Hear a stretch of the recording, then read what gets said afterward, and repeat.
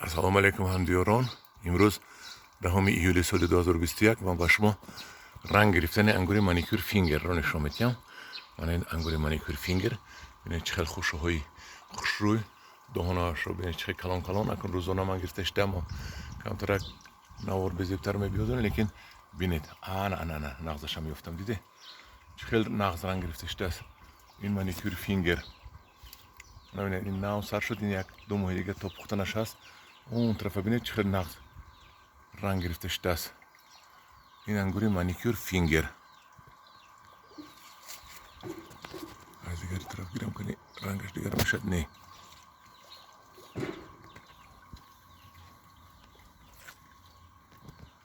این در روی خلطه چه ببینید ما خلطه چهاش رو گرفتیم هم در این خلطه چه میتفتگیست مانیکور فینگر.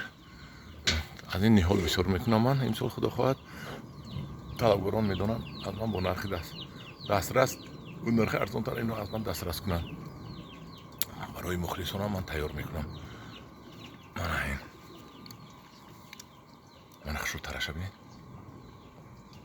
چون افتاب رنگش رو دیگر کردش دست من خیلی من با رنگی خشو تر در نمیسید که با